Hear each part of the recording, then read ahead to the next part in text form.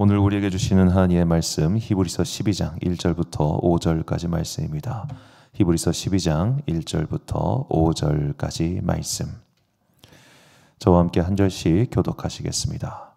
이러므로 우리에게 구름같이 둘러싼 허다한 증인들이 있으니 모든 무거운 것과 얽매이기 쉬운 죄를 벗어버리고 인내로써 우리 앞에 당한 경주를 하며 믿음의 주요 또 온전하게 하시는 이인 예수를 바라보자. 그는 그 앞에 있는 기쁨을 위하여 십자가를 참으사 부끄러움을 개의치 아니하시더니 하나님 보좌 우편에 앉으셨느니라. 너희가 피곤하여 낙심하지 않기 위하여 죄인들이 이같이 자기에게 거역한 일을 참으신 일을 생각하라. 너희가 죄와 싸우되 아직 피 흘리기까지는 대항하지 아니하고 함께 있습니다. 또 아들들에게 권하는 것 같이 너희에게 권면하신 말씀도 잊었도다. 일러스되 내 아들아 주의 징계하심을 경히 여기지 말며 그에게 꾸지람을 받을 때에 낙심하지 말라. 아멘. 한국교회 예리하기 세 번째 시간, 오늘은 익산 남전교회, 황등교회, 두동교회 이야기를 함께 듣도록 하겠습니다. 자, 전라북도 익산에는 익산을 대표하는 아주 중요한 유적지가 있습니다. 바로 익산 미륵사지 석탑인데요. 익산시 로고 자체가 바로 이 미륵사지 석탑을 상징화한 로고입니다.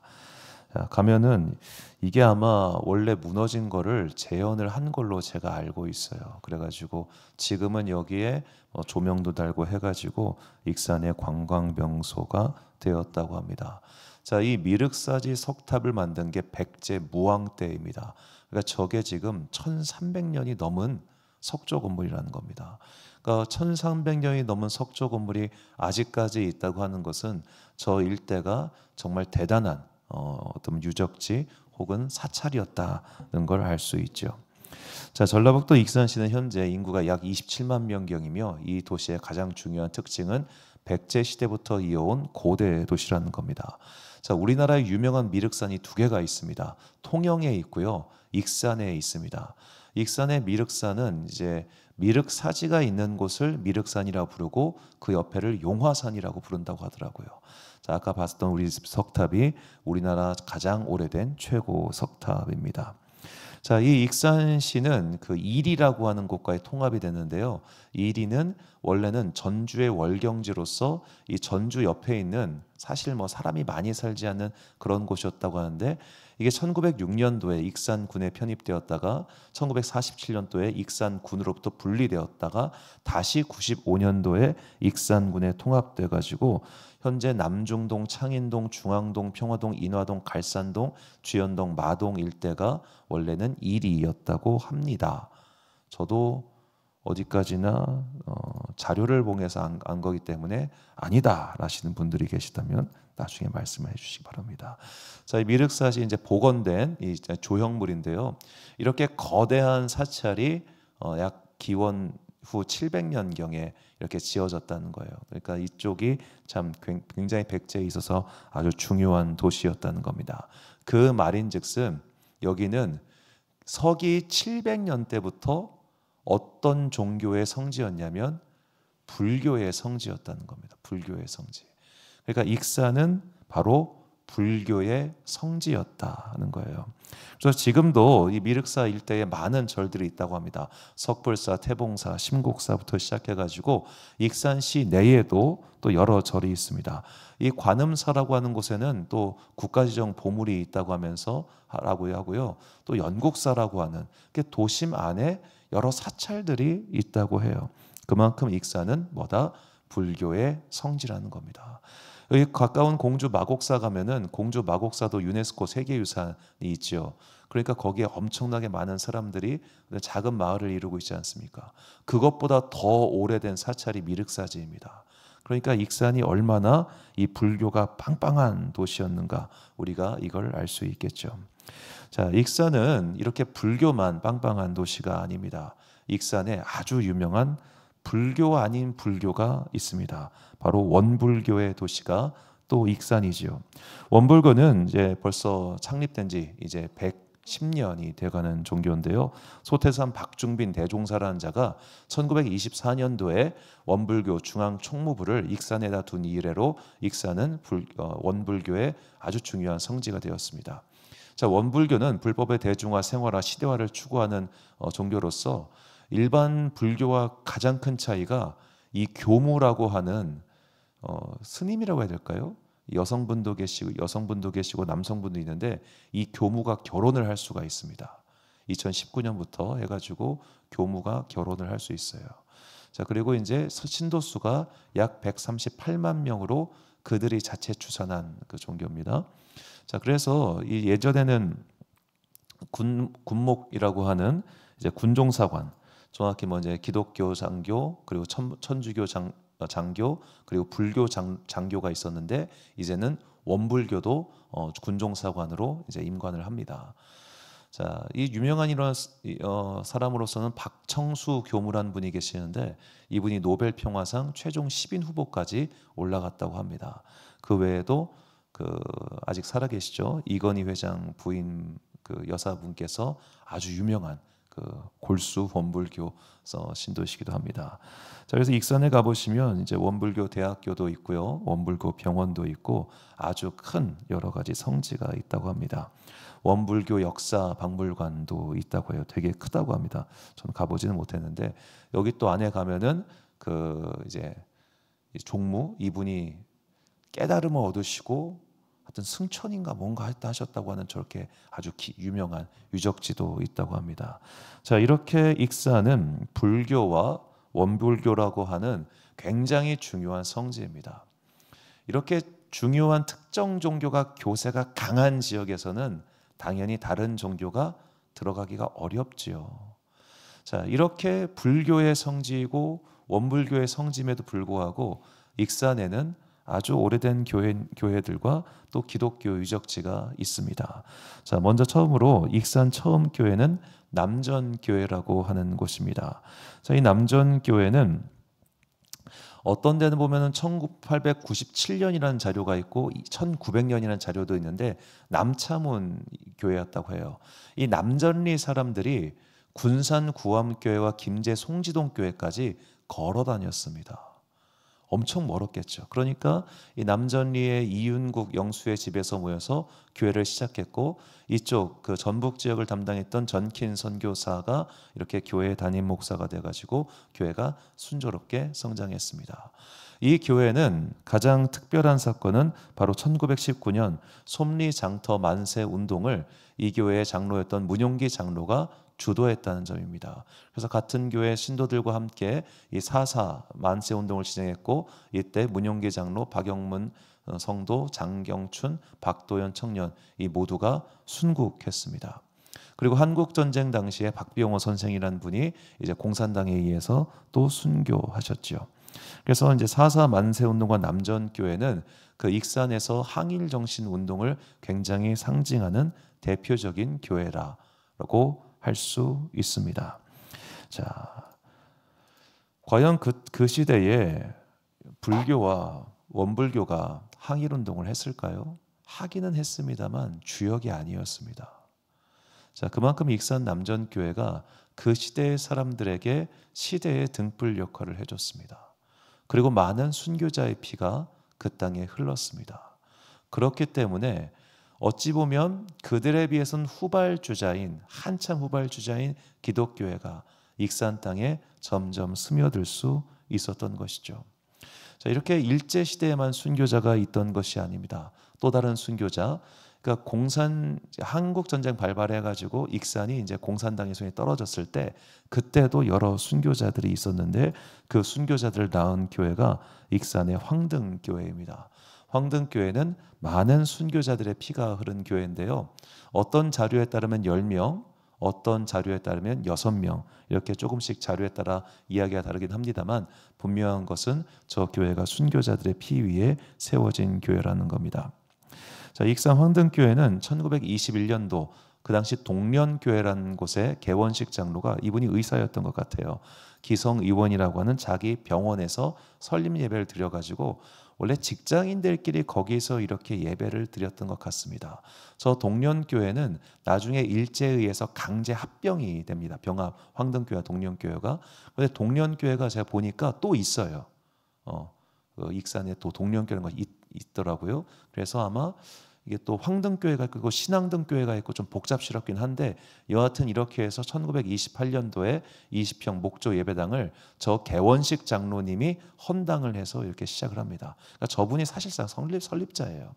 자, 그런데 6.25 전쟁, 그러니까 한국 전쟁 중에 목사와 많은 교인들이 순교를 하시는데 황등교회 부임했던 이재규 목사님이 저때 순교를 하시고 저 게일승 목사, 나중에 말씀드리겠지만 저 게일승 목사 사모인 저 안인호 사모님이 저 개원식 장로님 며느리예요.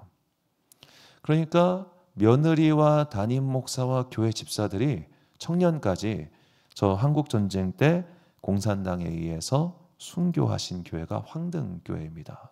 그런데 이분들을 끌고 논산까지 끌고 가서 거의 산에서 죽였대요. 그러니까 또 이것도 자료에 따라 좀 다른데 죽창으로 찔려 죽였다는 얘기가 있고 총으로 쏴 죽였다는 얘기가 있는데 하여튼 그냥 쉽게 죽이진 않았던 것 같아요. 그렇게 해서 이렇게 순교자의 피 위에 교회가 세워진 겁니다. 자, 그리고 황등교회는 또 새로운 이야기가 있는데 이 황등교회는 종이 있다고 합니다. 저 교회 종이 우리나라에서 가장 오래된 종이라고 하네요. 왜 못 봤지 나는? 근데 이 황등교회가 저희 세 번째 종입니다. 첫 번째 종은 1884년도 미국에서 제작돼 가지고 온 종인데 저게 일제가 나중에 군수물자 할 때 했고 또 개원식 장로라는 분이 헌납을 했는데 저거는 중리라고 하는 곳에 중리교회 또 기증을 했다고 합니다. 지금 현재 있는 종이 이 개원식 장로의 아들인 게일승 목사. 이 게일승 목사는 미국 유학 중이었기 때문에 이제 본인 부인은 순교를 하셨는데 본인은 사셨어요. 그리고 이제 미국에서 공부 마치고 돌아오셔가지고 황등교회 담임 목사가 되셨었는데 이때 돌아오시면서 그 미국 리스퍼크 제일교회에서 사용 중인 종을 갖고 오셔서 1884년도에 제작된 종을 그래서 기증을 하신 겁니다. 그래서 일단은 130년, 몇 년이에요? 저게 140년 넘은 가장 오래된 종이 거기에 있다고 하네요. 자, 이렇게 남전교회도 그렇고 황등교회도 그렇고 불교의 성지인 익산에서 이 교회들이 지금까지 남아있는 이유는 순교자들의 피가 흘렀기 때문입니다. 누군가는 일제의 손에 의해 누군가는 공산당의 손에 의해서 많은 피가 흘렀습니다. 순교자의 피가 흐른 땅이기 때문에 1400년이 넘은 불교의 성지에서 이렇게 많은 기독교회가 번성할 수 있었던 것이죠. 순교자의 피는 결코 헛되이 땅에 뿌려지지 않습니다. 그 피 위에 교회가 세워지고 복음의 열매가 맺힌다는 것을 이 익산의 기독교의 역사가 증명해 주고 있습니다. 한 가지 좀 아쉬운 게 있다면은 여기에 그 옛날 건물들은 거의 남아 있지 않습니다. 옛날 건물들은 아무래도 이제 뭐 전쟁들이 소실된 게 많아가지고 남아 있지 않은데 현재까지 남아 있는 이제 기역자 교회가 익산의 두동교회라고 하는 곳입니다. 이 두동교회는 이게 사진에 나오는 저 흰색 건물이 옛날 교회 건물이에요. 저 옆에 신축을 했습니다. 그래서 1923년 익산시 성당면 두동리에 설립된 두동교회는 박재신이라고 하는 이 삼천석지기가 설립한 교회예요. 왜 교회를 설립했는가? 이 과정이 굉장히 재밌습니다. 이 부인분이 교회를 다니셨는데 이 임신 상태에서 멀리 걸어가는 게 좀 싫어가지고 자기 집에다가 이거 한 거예요. 그런데 이분이 삼천석지기다 보니까 소장농이 수십 명인 겁니다. 그래서 그 소장농 수십 명과 함께 예배를 드리고 있다가 5년 뒤에 그 막내 아들이 죽어요. 어떤 또 사고가 병이란 얘기도 있고 뜨거운 물을 뒤집어 썼는데 이게 치료를 못해 죽었다 하여튼 얘기가 좀 다양합니다. 여하튼 아들이 죽으니까 이 사람이 믿음의 시험이 들어가지고 나 이제 교회 안 다닌다고 하여튼 재수없게 내 아들 죽었다고 해가지고 내 집에 다 나가라고 자기 집에서 예배를 드리고 있었으니까 그래 그때 이제 이종규라고 하는 분이 자기 땅 100여 평 현재 땅을 헌납을 합니다. 그리고 이제 안면도에 소나무를 싸게 구입해가지고 아까 사진에서 봤던 이 24평 예배당을 건축을 해요. 그리고 1964년도에 이제 새로운 예배당을 옆에다 건축을 하는데 이때 구 예배당을 보존하고 있는 겁니다. 그래서 이제 가보시면 이렇게 기역자로 딱 되어 있는 예배타가 남아 있다고 하네요. 저도 가보지는 못했고 이렇게 사진으로만 보고 있습니다. 그래서 이제 성당명 두 동리에 가면은 이제 왼쪽 사진에서 왼쪽에 있는 게 신축 교회고 저 옆에는 저기 남겨두고 있다고 합니다. 이렇게 그 유적지를 남겨두는 그 현명한 지혜를 가졌던 사람들이 별로 없어요. 그냥 옛날 거는 그럼 때려 부수고 거기 위에 새로 지어 하던가 없애버리다 보니까 아쉬운 게 이 한국 개신교회가 다 이제 역사가 100년들이 넘어가지 않습니까? 그런데 옛날에 지었던 게 남아 있는 곳이 별로 없어요. 별로 없어요. 그래서 저는 두동교회가 현재는 그 전라북도 문화사적이 되어 있는데 이런 것들을 우리가 좀 잘 보관하고 있었으면 어땠을까 하는 그런 아쉬움들이 여하튼 있습니다. 자, 말씀은 이제 그 일산시에 대한 이야기를 정리하자면 익산시는 굉장히 오래된 불교 도시였고 그리고 원불교가 교세가 어마어마합니다. 병원도 있고요, 대학도 있고요, 진짜 어마어마한 도시인데 그럼에도 불구하고 이렇게 조그만한 교회들이 지금까지 뿌리를 잘 내리고 거기 또 이제 굉장히 큰 교회들도 많거든요. 그러게 할 수 있었던 이유는 수많은 순교자들의 피, 목사의 피, 산모의 피가 흘렀기 때문입니다. 자, 하나님께서는 오늘 우리가 주님의 나라를 위하여 수고하고 헌신하며 피땀과 눈물을 흘렸던 것을 잊지 않으시고 그 위에 하나님의 나라를 만들어 가십니다. 그 이야기를 기억하고 오늘 말씀을 봐야 됩니다. 본문 4절과 5절 말씀을 제가 읽겠습니다. 너희가 죄와 싸우되 아직 피 흘리기까지는 대항하지 아니하고 또 아들들에게 권하는 것 같이 너희에게 권면하신 말씀도 잊었도다. 일러스되 내 아들아 주의 징계하심을 경히 여기지 말며 그에게 꾸지람을 받을 때에 낙심하지 말라. 아멘. 자, 히브리서 기자는 말합니다. 너희들 아직 피 흘리기까지 싸우지 않았잖아. 그 말은 뭐냐? 니들 아직 살아있잖아. 죽지 않고 살았는데 왜 그래? 징징대지 말고 불평하지 말고 투정하지 말고 너희보다 앞서서 주님 나라를 위하여 목숨을 바쳐 싸웠던 그 선배들을 생각하고 이제 너희 순서가 다가오니까 이제 정신 차리고 마음을 붙잡고 그 싸움을 싸워 이겨내라. 히브리서 기자가 이것을 권면하는 것이죠. 이 권면의 말씀이 오늘 우리에게도 필요합니다. 우리가 계속해서 지금 이제 앞으로 지금 이제 어디서 시작했죠? 금산에서 시작해가지고 전주를 거쳐서 익산을 갔다가 다음 주에는 군산 지나고 나면 이제 남쪽으로 내려가서 전라남도, 경상남도, 경상북도, 강원도, 서울, 경기 하고 이제 이 수요 강좌를 마칠 생각인데 이 쭉 일정들을 보면서 다시 한번 선교사들의 이야기를 접하는데 이 선교사들이 다 20대에 왔어요. 조선 땅에 20대에. 자, 지금 우리한테 20대는 어떤 나이입니까? 즐겨야 되는 나이잖아요. 너무 젊어. 지금 우리가 저녁마다 다니엘 기도회 하고 있는데 그 찬양팀 친구들 보면은 너무 예뻐요. 저렇게 젊은 청년들이 주님을 찬양하고 하는 모습이 너무 귀하고 예뻐요. 자, 그렇게 젊고 발랄할 때에 이 사람들은 이 조선 땅에 와서 죽었어요. 20대에 병 알아서 며칠 만에 죽어버리고 했단 말이에요. 그들이라고 20대의 찬란함을 몰랐겠습니까? 그들이라고 그 젊음이 아깝지 않았겠습니까? 근데 주를 위해서 다 내던진 거예요. 지난주에 말씀드렸던 그 기전여고 설립자 그분 같은 경우는 진짜 25세 한국에 싱글로 와가지고 여기서 결혼하고 살다가 죽었단 말이에요. 자, 그런 삶의 결단이 어디서 왔을까? 복음의 뜨거운 열정, 그 압도하는 열정이 그들을 이 미지의 땅으로 이끌었고 그 압도하는 열정 속에 사람들이 전도를 했고 그렇기 때문에 그 불이 옮겨 붙은 거예요. 그들에게, 그 당시 시대 사람들에게. 그러니까 복음 앞에서 자기 생명도 조금도 아깝지 않게 내던질 수 있었던 것이죠. 오늘 우리도 이 불을 이어받아야 합니다. 내 삶의 자리에서. 때로는 우리의 믿음을 방해하는 여러 가지 일들이 있을 겁니다. 때로는 낙심만도 있겠고 이런 생각도 들겠죠. 오늘 기도해도 바뀌는 거 없고 오늘 예배드려도 나에게 아무런 의미가 없는 것 같은 그런 무의미해 보이는 일상 속에서 내가 분명히 정신을 차리고 끝까지 이 믿음의 선한 싸움을 싸울 때 하나님께서는 이 순교자들에게 주셨던 믿음의 선한 싸움을 우리가 이어받게 해주실 겁니다. 이어받게. 순교자는 아팠던 사람들이 아닙니다. 그분들은 그 누구도 갈 수 없었던 영광의 자리에 가서 영광의 면류관을 취한 사람들입니다. 아무에게나 순교하게 주지 않습니다. 아무에게나.